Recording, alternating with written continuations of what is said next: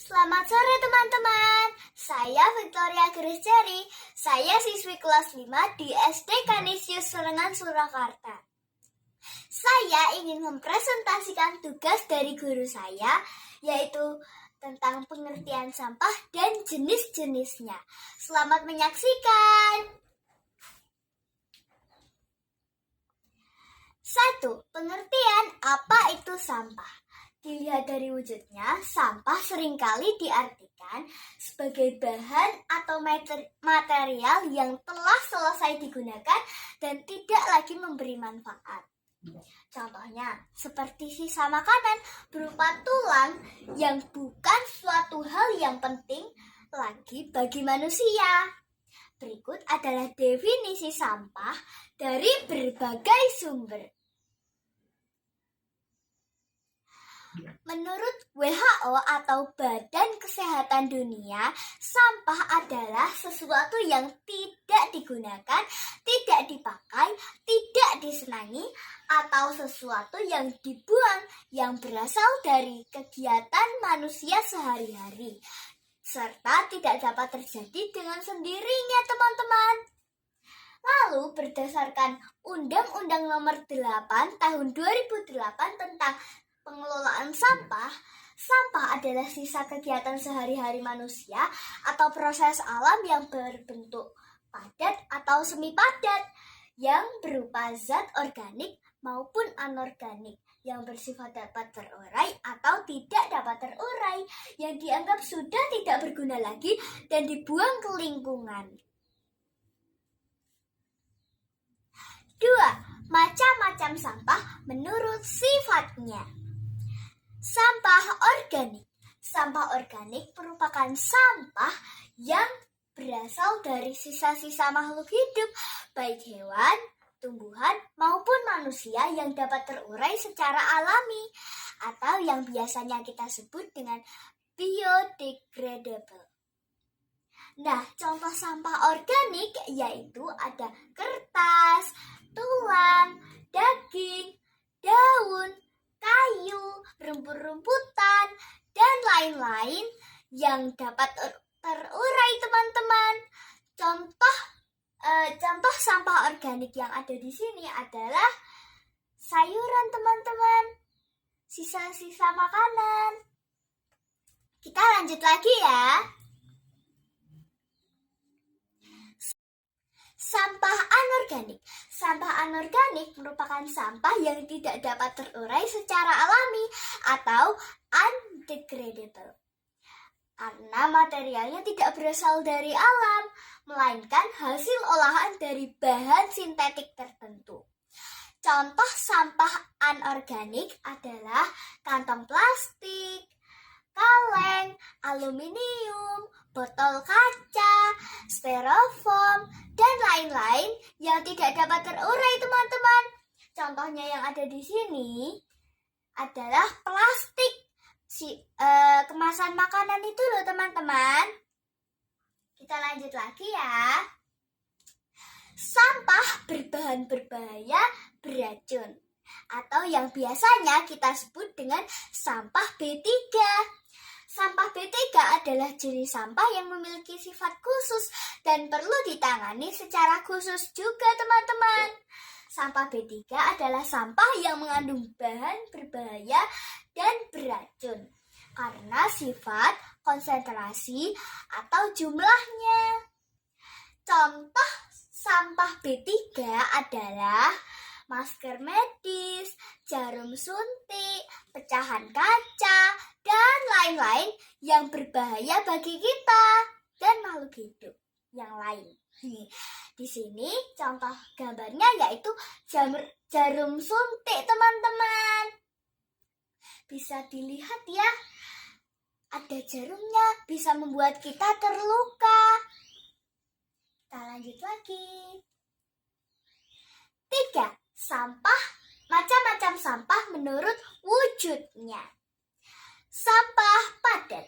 Sampah padat memiliki wujud yang jelas dan dapat berasal dari sampah organik maupun anorganik.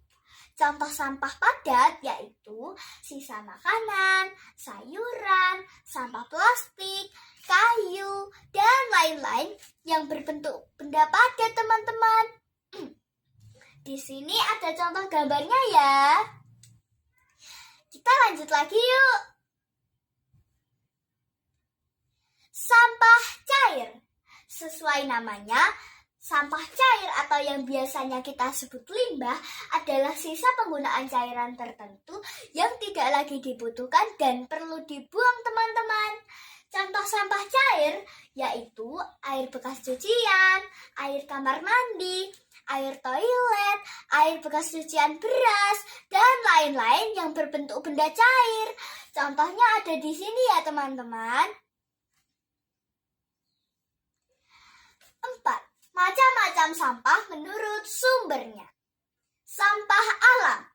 Umumnya sampah tersebut akan menjadikan pemandangan terkesan kotor dan tidak rapi, tetapi akan terurai secara alami dalam waktu tertentu.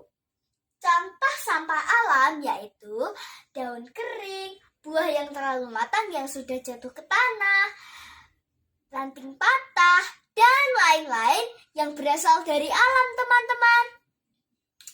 Di sini ada gambarnya ya. Kita lanjut lagi.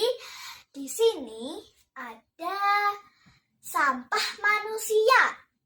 Jenis sampah ini bersumber dari manusia secara langsung atau disebut juga human waste. Sampah jenis ini mengandung zat yang tidak baik dan dapat mencemari lingkungan, juga membahayakan kesehatan jika dibuang sembarangan. Contoh sampah manusia adalah cairan urin, feses, droplet, dan lain-lain. Kita lanjut lagi. Ada sampah konsumsi. Diartikan sebagai sampah sisa konsumsi manusia. Contoh sampah konsumsi itu apa? Di sini ada sisa makanan, kemasan makanan, sisa minum yang terbuang, botol plastik, botol kecap, dan lain-lain. Di sini contoh gambarnya itu ada sisa makanan, teman-teman. Di sini ada kulit pisang. Kita lanjut lagi ya. Di sini ada sampah industri. Adalah bahan sisa dari kegiatan industri atau manufaktur. Contoh sampah industri itu apa saja? Cairan kimia, oli, pelumas, minyak, dan lain-lain. Di sini contoh gambarnya itu ada oli dan juga minyak yang sudah terpakai. Ini berwarna kecoklatan ya, teman-teman. Kita lanjut lagi. Yang kelima, manfaat-manfaat sampah organik. Dapat dijadikan kompos. Karena kompos mengandung unsur-unsur hara dan zat nutrisi yang dapat menyuburkan tanah serta menambah kualitas tanah. Lalu, cairan kompos atau licin mengandung unsur-unsur yang berguna untuk menyuburkan tanah, teman-teman. Nah, yang selanjutnya bisa dijadikan pakan maggot atau makanan maggot itu loh, teman-teman. Karena maggot bisa dijadikan pakan ternak seperti ikan, ayam, dan lain-lain. Dan juga sampah organik jika menggunakan teknologi tinggi bisa dijadikan tenaga listrik loh, teman-teman. Ternyata sampah organik juga ada manfaatnya bagi kehidupan kita ya. Kita lanjut lagi. Yang keenam, manfaat sampah anorganik. Bisa menjadi bahan kerajinan. Contoh bahannya ada plastik bekas dan botol plastik. Lalu ada menjadi kursi dan pot bunga. Ini contoh bahannya itu ada ban bekas dari mobil.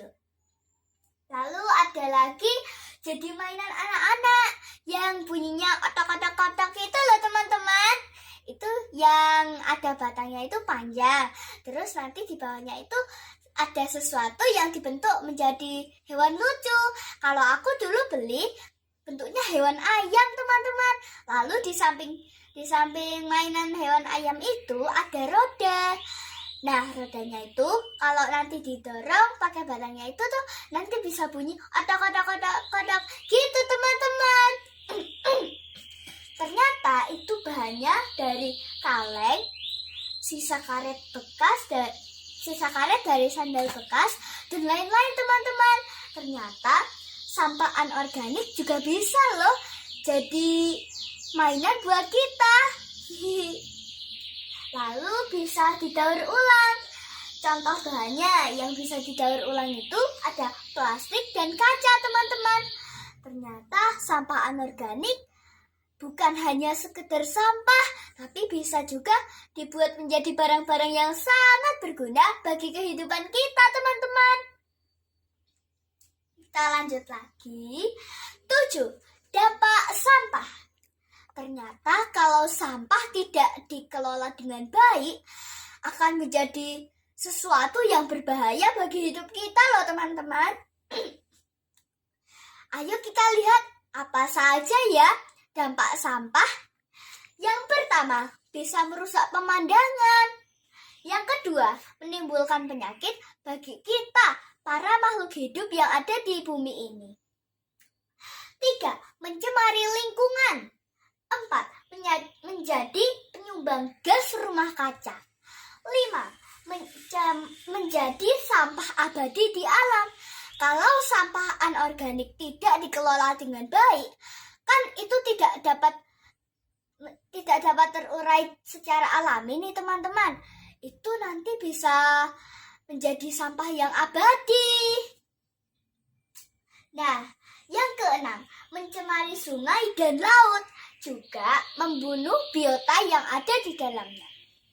Yang ketujuh, mengganggu kegiatan manusia. Kita akan terganggu jika sampah tidak dikelola dengan baik, teman-teman. Kita lanjut ya.